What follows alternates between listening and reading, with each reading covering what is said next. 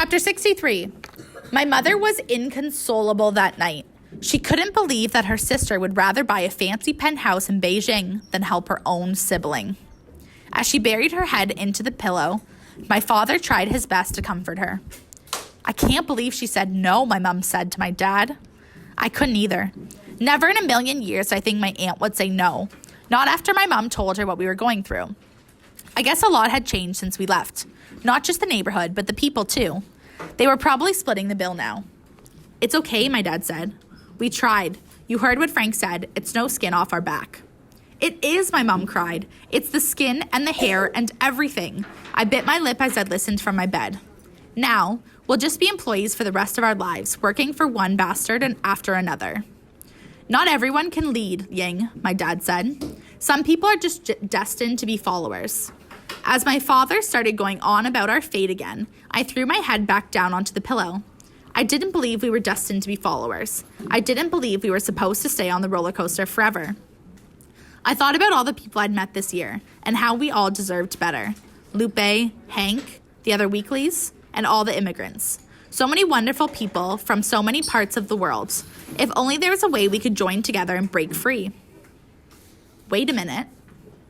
What if we didn't need one rich relative? What if what we needed instead was a lot of poor people? My mom said it herself. Everybody could each put in a little. Lupe came straight over the next day and squealed when I told her my plan.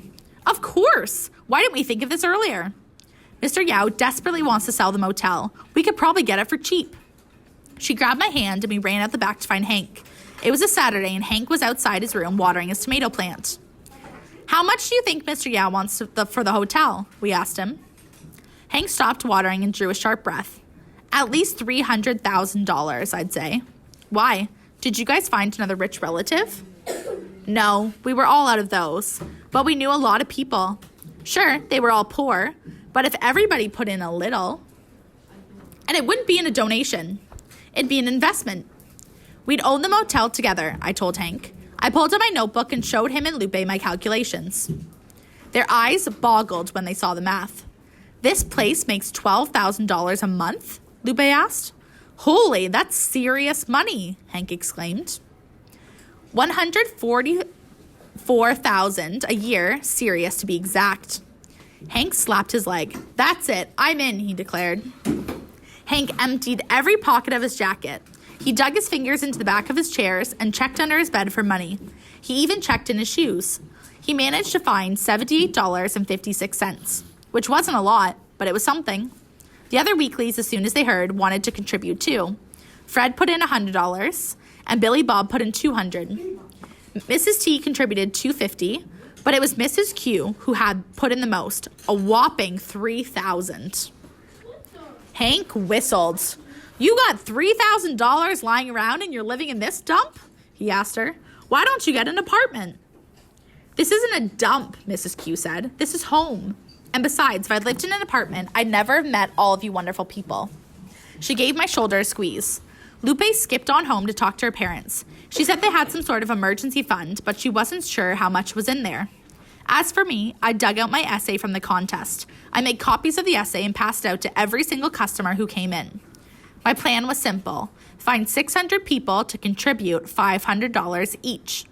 That would bring us to the grand total of $300,000. So far, we got $3,628 from the weeklies. We still had $296,371 to go. A few customers threw my story in the trash, but a surprising number didn't. They responded with genuine interest and curiosity. A few were moved by what I told them about our situation and the kind of year we've been having and how we got through it by pulling together as a family. They opened up their checkbooks and wrote checks for $700, $1,000, $4,000, $5,000, and even $8,000. One customer wanted to know my vision for the Cala Vista. His name was Mr. Cooper, and he was a venture capitalist from Los Angeles, passing through on his way to San Diego. A venture capitalist, Mr. Cooper said, was someone who invested in small business companies before they became big companies. Though he could afford to stay anywhere, Mr. Cooper still liked living frugally, and that's why he was at the Cala Vista. Where do you see the Cala Vista in 5 years? Mr. Cooper asked me. Right here, I said, a little confused by his question. He laughed. No, I mean, what kind of things do you expect from the Cala Vista? I thought about it and said, I just want everyone to be happy. Every single customer. Mr. Cooper smiled. That's the kind of vision I'd like to hear. I'd be honored to invest, he said.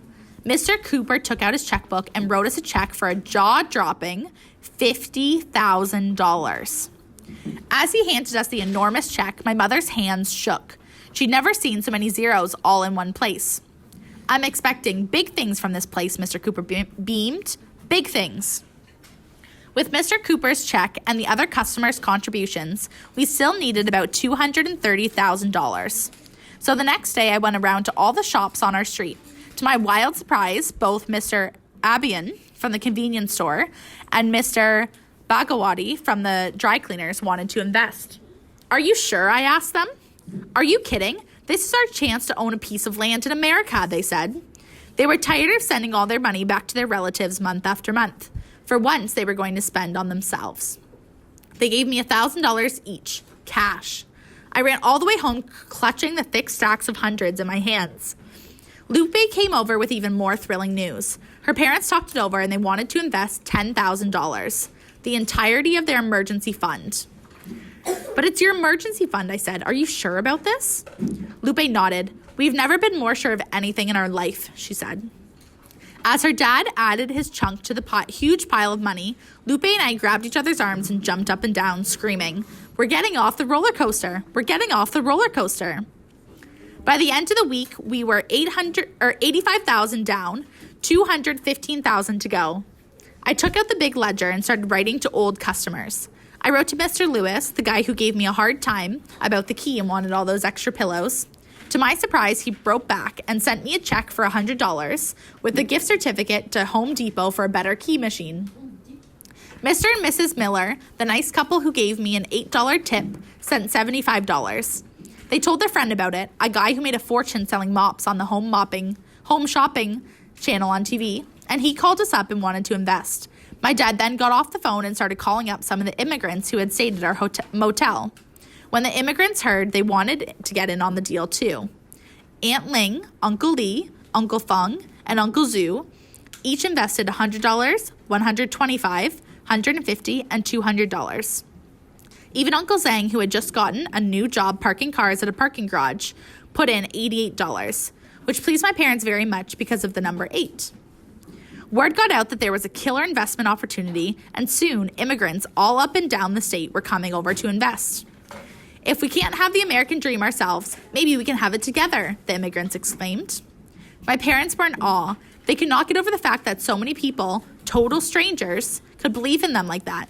Could look at them and decide, hey, I don't know you, but I believe in you. I believe in your dream. And put crisp green bills into their tired, blistered hands, one stranger after another, flesh and bones that looked into their eyes, and yes, when time and time again, they looked at themselves and said no. 2 weeks later, an even more amazing thing happened. Hank walked into the front office with a stack of bills. He slipped the cash across the front desk, a thick stack of 20s. You found more money, I asked. No, you found more money, he said. I furrowed my eyebrows at him. I didn't understand. I got your money back from the essay people, he announced. You what? I couldn't believe my ears. How? I took a page from your book, he said. I wrote them a letter. I reached over and touched the fresh green bills. My lucky penny money. I never thought I'd see it again. When I explained to them how young you are and how hard you worked for that money, they returned it like that. Hank snapped his fingers. Oh, Hank, thank you, I said. He waved away my thanks like it was nothing, even though what he did meant the world to me. So what are you going to do with it? Hank asked. I'll tell you what I'm going to do with it, I said. I'm buying a motel with it. That's my girl, Hank beamed. I wrote the Vermont people to say thank you for returning the money. That's when I had an idea. Dear Vermont Motel essay organizers, thank you so much for returning my entry fee. Could you do me a huge favor? Can you please kindly help me send the following letter out to all the people who entered the contest but did not win? It would mean a lot to me. Thank you, Mia Tang. This is the letter attached. Dear Sir or Madam, my name is Mia Tang. I am 10 years old, and like you, I also entered the Vermont giveaway contest. For the past year, I've been helping my parents manage a motel in Anaheim, California. We have made it our home, from the towels we carefully fold each and every day to the customers we call family. But you see, the motel is not ours. It belongs to a man named Mr. Yao, who is unkind and unjust and stubborn as a rock. My parents think that working for Mr. Yao is the only way, but I don't think so. At night, I dreamed of a better way. I dreamed of owning a motel one day that was ours. So I entered the Vermont Motel Giveaway Essay Contest. Sadly, though, I did not win. I always knew losing was a possibility. What are the chances of actually winning a motel? But still, it hurt. Watching my hopes and dreams disappear. You probably know the feeling. Well, maybe all our hopes and dreams don't have to disappear. I'm writing to you because something has happened here at the Cala Vista Motel.